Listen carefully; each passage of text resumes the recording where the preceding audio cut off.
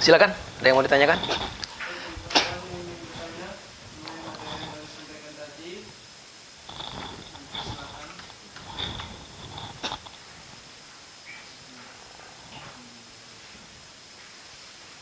Silakan, ada yang mau tanya? Iya.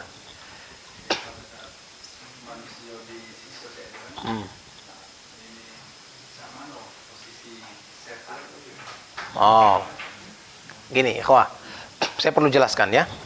Syaitan itu dua golongan. Pertama dari golongan manusia, yang kedua dari golongan jin. Nah, kalau yang dimasukkan di dalam Al-Quran syaitan-syaitan itu, biasanya Allah domirnya adalah syaitan dari kalangan jin. Pun kayaknya maksud antum itu seperti itu ya. Syaitan dari kalangan jin. Bagaimana mereka? Mereka pun kalau seandainya mereka fajir, pendosa, disiksa dalam keadaan seperti itu. Disiksa dalam keadaan seperti itu. Dan rata-rata memang para syaitan dari kalangan jin itu fajir. Jin dari kalangan jin itu rata-rata fajir, para pendosa kebanyakan. Kalaupun mereka baik dalam keadaan iman, buruk keimanan mereka itu, mudah terganggu, mudah tergoda. Nah, kayak gitu. Jadi kadang mereka menyatakan iman, tapi sebenarnya rendah sekali kadar keimanan mereka. Nah, bagaimana keadaan mereka? Nah, perlu diingat, bapak dari segala kejahatan dari kalangan jin itu adalah iblis. Antum perlu tahu, iblis itu letaknya di mana? Surga, maaf, neraka itu ada beberapa tingkatan. Tingkatan paling bawah dihuni oleh iblis, tidak berada di paling bawah. Orang munafik dan Fir'aun beserta bala tentaranya. Ya. Nah, iblis di mana? Di atasnya malah. Iblis satu tingkat di atas itu. Ya. Apa bedanya? Kenapa demikian? Orang-orang munafik itu qalbunnya muqallibun, muqallabun. Hati mereka telah terbalik, sehingga hidayah tak masuk dalam hati mereka. Di mulutnya beriman, hatinya tak beriman. Maka orang-orang yang seperti ini sangat dibenci oleh Allah Subhanahu wa taala. Yang kedua, Fir'aun. Kenapa di situ? Karena dia mengaku Tuhan. Iblis nggak pernah ngaku Tuhan, dia takut sama Allah. Iya. Menjadi perkara utama kenapa dia disiksa seperti itu, karena dia sombong. Kesombongan itulah yang menjadi akar utama keburukan yang dia dapatkan, sampai akhirnya dia berjanji kepada Allah Subhanahu wa taala dia akan menyesatkan anak-anak Adam. Nah gitu. Nah, kalau yang antum maksudkan adalah iblis bersama para tentaranya, dia berada di lapisan neraka yang paling bawah, hampir di atas orang-orang munafik. Kok bisa orang munafik? Janji Allah dalam Al-Quran, innal munafiqina fid darkil asfali minan nar. Orang munafik itu di aspalnya neraka, kata Allah. Aspal dalam bahasa Inggris juga aspal kan? Nah, aspal itu dasar artinya. Nah, kata Allah dalam surah At-Tahrim, waquduhan nas wal hijarah, bahan bakar neraka itu batu dan manusia. Siapa mereka? Itu tadi. Gitu. Ya, kayak gitu. Mana lagi?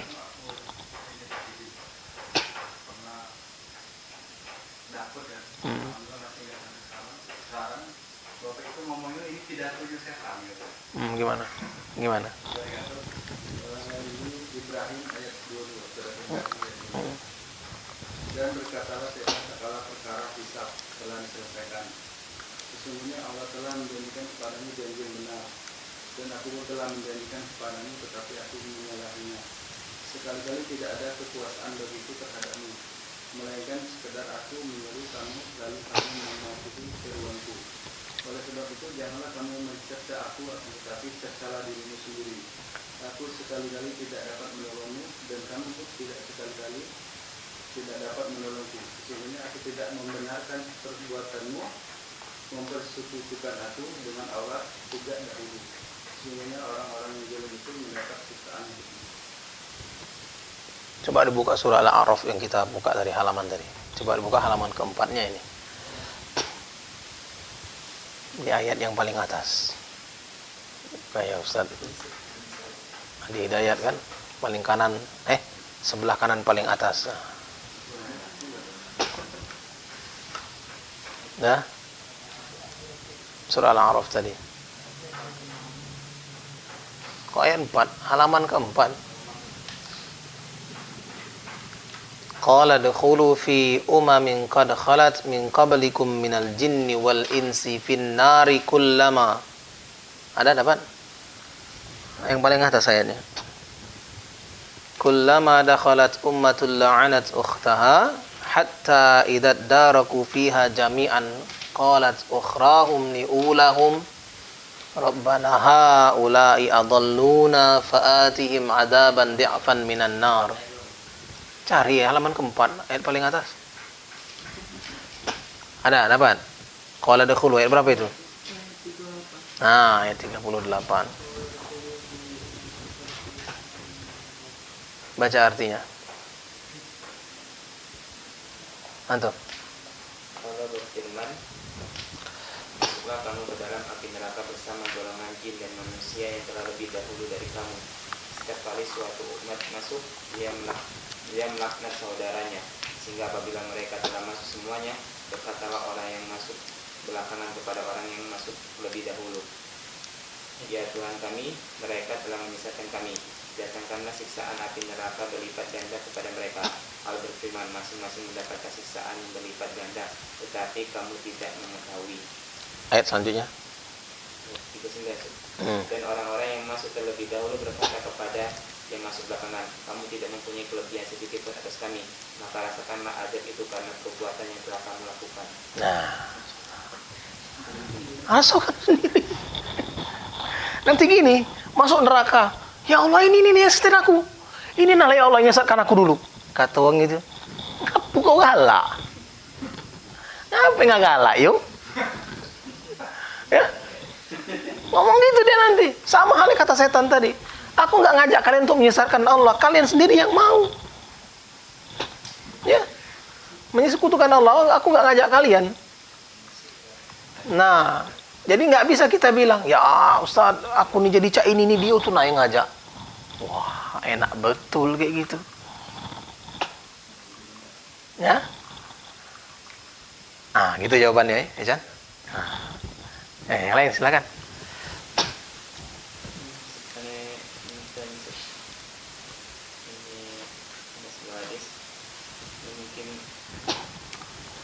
Dikatakan kepada orang yang membaca atau menghafalkan Al-Quran nanti, bacalah dan naiklah serta tartillah sebagaimana engkau di dunia mentartilkannya, karena untuk kamu adalah pada akhir ayat yang engkau baca. Sering mendengar ceramah tentang ini saja, tapi masih agak bingung kayaknya. Yang pertama pertanyaannya, apakah ini hanya teruntuk untuk orang yang menghafal Quran atau juga untuk orang yang membaca Quran tapi tanpa dia menghafal Al-Quran banyak 30 juz tersebut. Yang kedua, ini kayaknya padilannya hanya untuk orang yang menghafal Quran, dimana kan kalau dengan ceramah lain itu ada orang yang masuk surga karena puasanya, ada yang masuk surga karena tahajudnya dan lain-lainnya. Nah, kayaknya apakah dia yang masuk surga karena puasanya, karena tahajudnya dan lain-lainnya, apakah tidak bisa tergolongkan untuk naik tingkat ke surga selanjutnya, atau memang khusus untuk orang yang menghafal Quran ini? Ada surga khusus begini. Pintu surga itu ada 8. Salah satu pintu surga itu adalah khusus untuk bagi orang yang sering membaca Al-Quran, Ahlul Quran. Nah, secara khusus lagi, istimewa lagi dalam masalah Al-Quran bagi para penghafal Al-Quran. Jadi kata Rasulullah SAW, bagi orang yang membaca Al-Quran dan dia membaca dengan tartil, dengan baik, maka dia akan bersama para malaikat yang mulia nanti di surga. Bagi orang-orang yang membaca Al-Quran dengan terbata-bata, maka dia akan mendapatkan 2 pahala. Pahala yang pertama karena kesulitannya, pahala yang kedua karena dia membacanya. Nah, apakah kemudian yang dimasukkan di dalam ayat itu adalah pahala penghafal Al-Quran? Iya. Nah, untuk lebih jelas nanti antum cari bukunya At-Tibyan karangan Imam Nawawi rahimahullah ta'ala terkait para penghafal Al-Quran. Adab interaksi terhadap Al-Quran. Ya.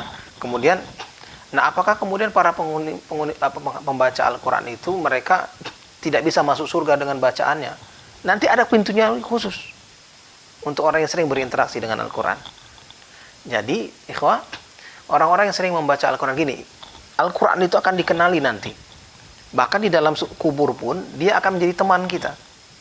Bacaan Al-Quran, amal salih termasuk bacaan Al-Quran itu. Ya, nah bacaan Al-Quran itu nanti akan menjadi syafaat bagi kita. Nah, secara khusus memang orang-orang yang menghafal Al-Quran, dia mendapatkan prerogatif dari Allah Subhanahu Wa Taala. Jadi menjadi ada bahasanya bahasa privilege. Dia jadi punya hak khusus dari Allah, hak istimewa untuk memberikan syafaat kepada orang-orang yang di lingkungannya, 60 orang. Kalau pembaca Al-Quran, dia khusus untuk dirinya membaca, masuk surga nanti untuk dirinya. Tapi bagi penghafal Al-Quran, dampak besarnya adalah dia bisa mengajak 60 anggota keluarganya. Jadi kalau untuk yang baca Quran wae, cukup di dia wae masuk surga. Tapi kalau untuk penghafal Al-Quran, 60 orang. Nah, antum bisa bayangkan, kalau di rumah itu ada 12 anak. 12-12-nya hafal Al-Quran kan lo? Masya Allah, kali 60, 7.200. 720. Itu 7 turunan lebih kali. Ke pucuk, ke bawah bisa diajak galau. Bisa diajak semua. Ya, Masya Allah kan. Makanya orang-orang yang ini istimewa, memang ahlu Quran itu memang istimewa. Saking istimewanya sampai-sampai Allah mengatakan ahlullah, keluargaku, kata Allah. Keluarganya Allah. Siapa mereka keluarga Allah? Orang yang menghafal Al-Quran. Nah, jangan antum mengira enak nian. Antum perlu nengok juga kayak mana para penghafal Al-Quran itu. Perjuangan itu dimulai dari pertama kali mereka berazam untuk menghafal Al-Quran. Dari awal mereka bertekad untuk menghafal Al-Quran sampai akhirnya mereka selesai 30 juz hafal Al-Quran itu, maka pekerjaan seumur hidup mereka berinteraksi dengan Al-Quran aja. Murojaah terus, murojaah. Ya. Penuh dadanya dengan Al-Quran. Makanya bahasa-bahasa yang mereka, makanya ingat, orang-orang yang membaca Al-Quran dan berinteraksi dengan Al-Quran secara intens, maka bahasa yang keluar dari mulut mereka adalah qaulan tsaqilan, kata Allah. Perkataan yang berat. Maksud perkataan yang berat itu perkataan yang berbobot. Meskipun kata-katanya dikit, tapi menyentuh di hati. Berbobot, ketemu langsung di hati itu. Ya. Nah, oleh karena itu, ikhlas sekalian, kalau hadis itu khusus memang untuk para penghafal Al-Quran. Gitu. Karena memang kata Allah Subhanahu Wa Taala, naiklah kalian sampai kepada tingkat dulu ayat yang kalian bisa baca. Nah, apakah pertanyaannya kemudian sampai 30 juz? Tidak. Kayak mana kalau kami Ustaz cuma hafal juz amanya pun hilang-hilang Ustaz. Dan sampai batas itu. Kan masuk surga kata Allah, yang kita bisa hafal amma yatasaalun, itu ya Allah. Sudah batas itulah. Gitu. Nah, saya perlu ingatkan, kan saya pernah sampaikan ada hadis bahwasanya para penghuni surga yang naik, di tingkatan di atas dia, karena apa? Karena beda satu zikir. Mereka tahu ada orang di atas mereka itu, pasalnya apa? Ada bau aroma yang beda dari sebelumnya, wangi yang berbeda dari sebelumnya. Ketika ditanyakan wangi apa itu? Wangi parfum yang tumpah dari penghuni surga di atas mereka. Iri mereka, menyesal. Ditanyakan kepada malaikat, apa pasalnya? Karena mereka dulu punya zikir lebih satu dibanding kalian. Antum subhanallah, ternyata ingin nambah alhamdulillah. Di pucuk lebih. Ya begitu. Padahal ikhwah perlu diingat, penghuni surga di satu lapisan, dia melihat lapisan di atasnya itu seperti melihat langit. Kita melihat langit sekarang. Saking tingginya.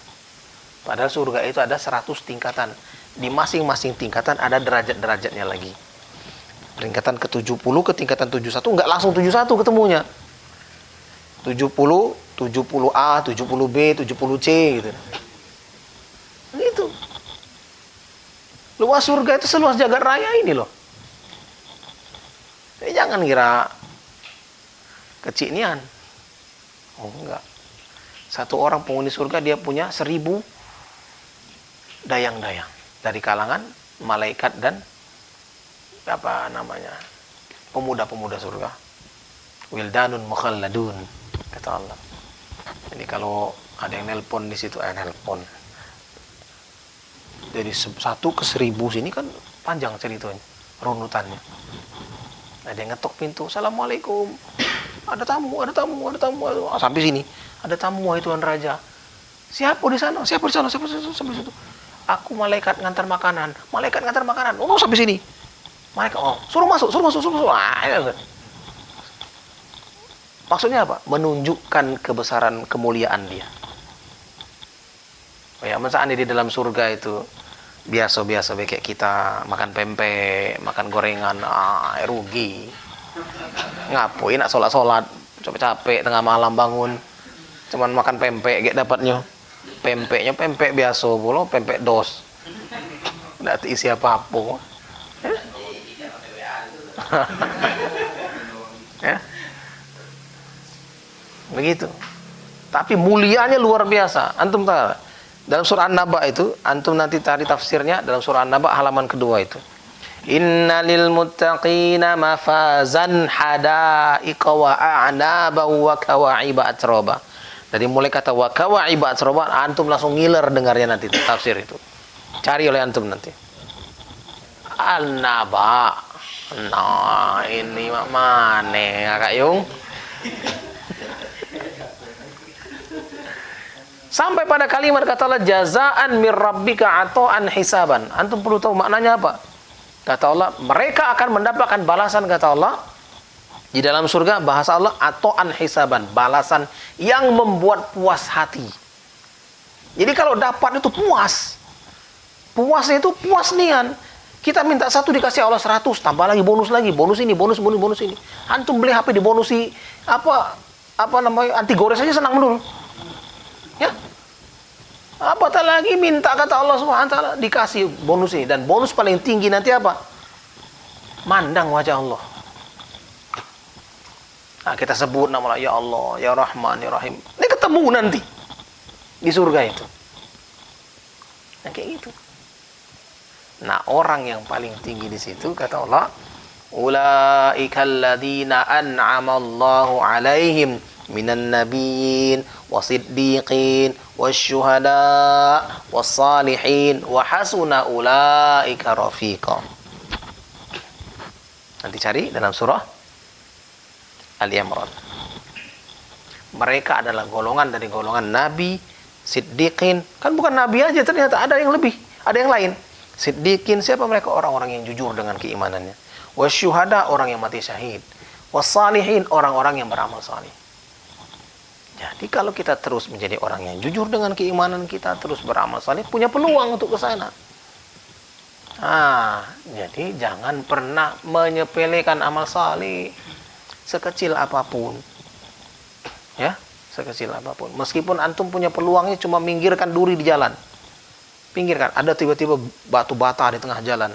Antum lihat, antum pinggirkan itu, itu dapat pahala jihad itu. Dapat pahala jihad. Itu sekecil-kecil jihad kata Rasulullah SAW. Tapi kalau antum punya di dalam hati kata Rasulullah SAW, siapa yang mati yang tidak pernah berniat untuk mati syahid, mati dalam keadaan jahil. Niat baik kan tidak apa-apa, tidak perlu kita nak itu penting berniat nak mati syahid. Tapi kalau dibuka peluang oleh Allah, luar biasa lagi. Orang yang mati syahid itu tidak mati kata Allah. Wala taqulu liman yuqtalu fi sabilillahi amwatan bal ahya'un 'inda rabbihim yurzaqun. Jangan kalian bilang kata Allah orang yang mati syahid itu mati. Tidak, tapi di sisi Allah dalam keadaan diberi rezeki. Dalam hadis disebutkan bagaimana keadaan mereka. Mereka bergelantungan di atas tembolok burung di dalam surga. Ya, jadi ruh-ruh mereka di dalam situ. Jadi tetap hidup. Tetap hidup di dalam surga itu mereka. Sampai nanti.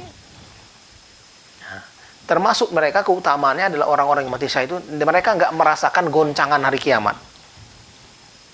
Seluruh makhluk di atas muka bumi merasakan goncangan hari kiamat termasuk yang di langit. Tapi orang-orang yang mati dalam keadaan syahid itu nggak merasakan goncangan itu. Nah, ini luar biasa. Jadi kalau punya peluang untuk mati syahid nggak apa-apa, tapi jangan mati sangit. Ya. Oke? Masih ada, silakan. Apalah nak apa?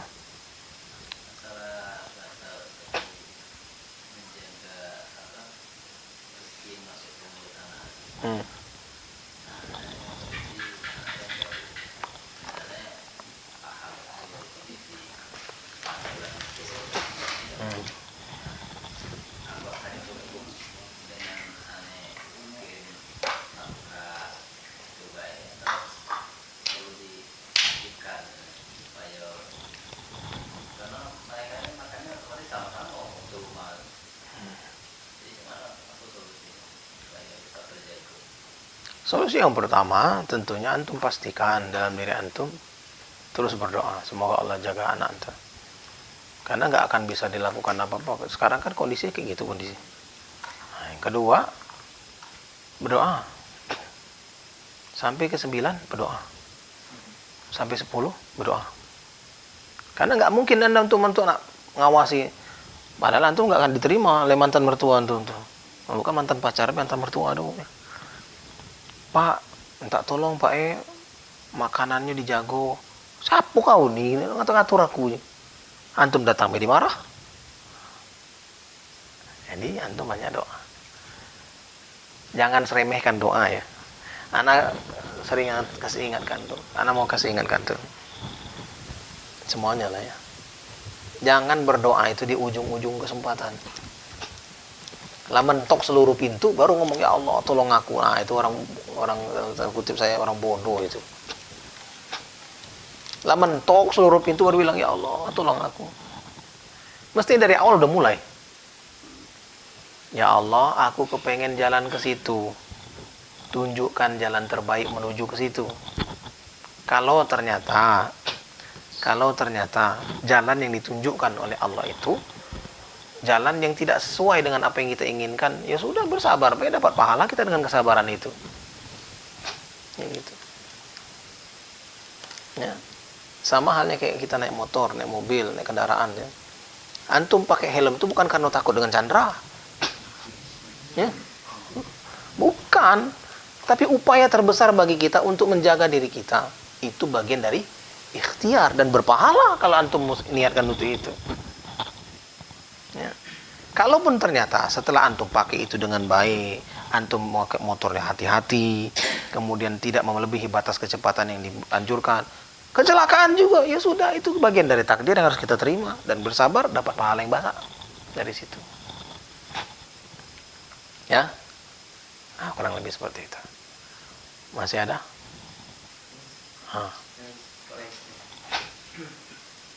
Ini saya problem ini kan subuh kan sudah 4:30 ya. Biasanya kan 5.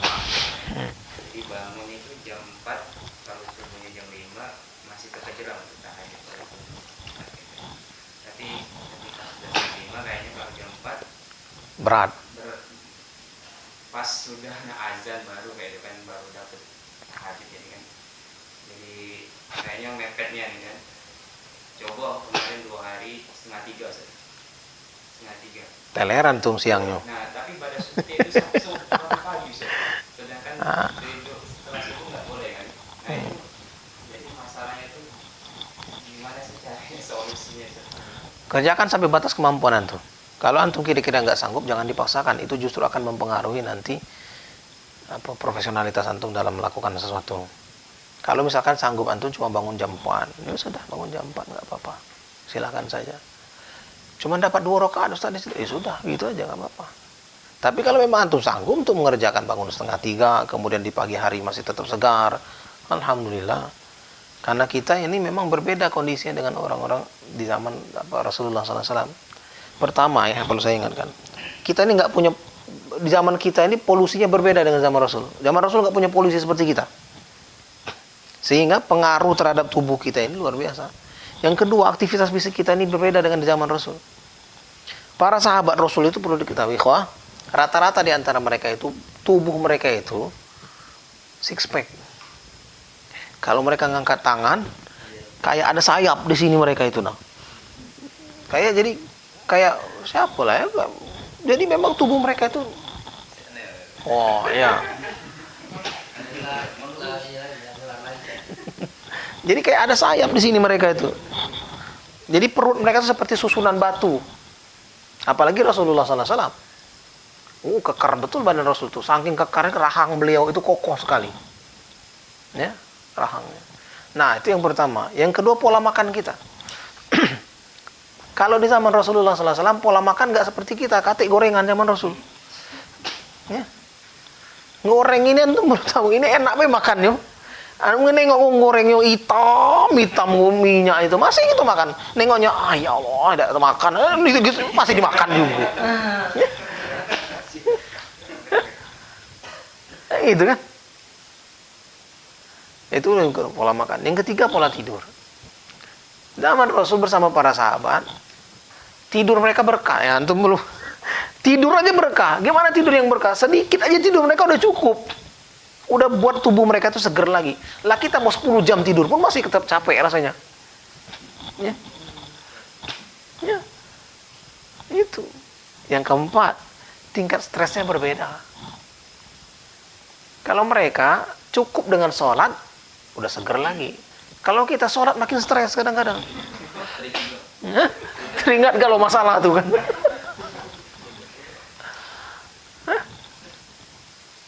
Nah, oleh karena itu, ikhwah, memaksakan diri untuk sebuah ibadah pun tidak baik. Maksud saya memaksakan diri itu sampai akhirnya yang lain terbengkalai. Tapi kalau memaksakan diri untuk menjadi kebiasaan, itu baik. Ya. Nah, misalkan antum cuma sanggupnya jam 4 bangun. Jam 4, setengah jam lumayan lah itu. Setengah jam bisa dapat 4 rakaat, 1 rakaat witir, alhamdulillah kalau kayak gitu. Nah, kalau seandainya cuman bisa 15 menit sebelum tahajud, sebelum subuh, Ustaz, ya silakan, nggak ada masalah. Cuman bisa bangun pas azan, Ustaz, alhamdulillah terhindar dari kemunafikan. Ya kayak gitu. Nah, makanya saya bilang, kalau kita tidak bisa tahajud, cari amalan lain yang bisa menggantikannya, yang bisa kita kerjakan rutin. Duha misalkan. Nggak bisa juga duha, sholat rawatib misalkan. Nggak bisa juga sholat rawatib, entahlah, bingung pula saya. Ya. Cari yang paling gampang menurut kita. Ustaz, aku duha tuh cuma baca 2 rakaat. Itu pun mepet-mepet pagi tuh lah. Ya silakan, nggak ada masalah, itu bagian dari amal kita. Ya, nggak ada masalah. Sampai akhirnya nanti di hadapan Allah, ya Allah, inilah amalan andalan aku. Dan pada waktunya nanti kita akan membuktikan bahwa 2 rakaat kita itu akan lebih utama dibandingkan dunia dan isinya. Itu. Jangan mengira amalan kecil kita, misalkan memindahkan batu dari di tengah jalan, itu amalan yang sederhana. Enggak. Tak ada yang sederhana di hadapan Allah. Kalau dilakukan dengan berdasarkan hati. Orang yang punya uang 10.000 itulah satu-satunya, dia infakkan 1.000 rupiah, dengan orang yang punya uang 1 miliar, dia infak 100 juta, beda nilainya di hadapan Allah. Beda nilainya. Nah, jelas beda lah sih, kok 1.000 sih, kok 1 juta lah. Tapi maksud saya beda keutamaannya di hadapan Allah, beda. Ya. Nah, oleh karena itu, ikhwah, jangan pernah menyepelekan amal saleh. Terus berusaha. Kalau antum kayak di kantor, ada peluang amal soleh yang paling gampang itu apa misalkan? Nengok ada galon, belum dipasang. Antum baca bismillah, tuangkan ke pucuk dispenser itu. Setiap kali orang minum dapat pahala antum. Akan gampang gitu kan? Sederhana nih itu. Nah. Gelap lampu, hidupkan, baca bismillah. Dapat orang manfaat dari lampu yang antum hidupkan, dapat pahala. Kayak saya bilang sama anak-anak mahasiswa, saya kan rutin setiap minggu ngisi anak-anak mahasiswa bidik misi itu kan. Saya bilang, ada cara yang paling gampang untuk menggandakan pahala, yang kadang-kadang tidak terfikir oleh kita. Contoh, saya kasih contohnya. Ikhwah, kalau antum minum, adab minum itu begini. Baca bismillah, pegang tangan kanan, nyari kelingking di bawah sini, minum 3 tegukan. Nah, kalau antum kerjakan itu dapat pahala, ada. Akan gampang nih kan dapat pahala itu kan. Itu adab dari Rasulullah SAW kalau minum. Setiap tegukan selesai, tegukan berhenti, 3 tegukan berhenti. Nah, dapat pahala dari situ. Nah, maksud saya, kalau terutama terhadap siapapun yang antum temui, kayak antum kan jualan, Abu ajarkan kepada hal-hal sepele. Setiap kali antum berjualan itu sepele. Misalkan setiap kali orang belanja, dia belanja, antum dapat kasih kopelan. Kopelannya apa? Misalkan antum jualan gelas, nah di gelas itu antum kasih kopelan. Jangan lupa bismillah ya sebelum minum. Akan sederhana itu. Oh, dia ingat. Oh, Masya Allah. Dia baca bismillah setiap minum. Oh, dapat pahala. Iya, gampang ya dapat pahala itu. Gitu. Ya, sama kayak gitu kurang lebih ya.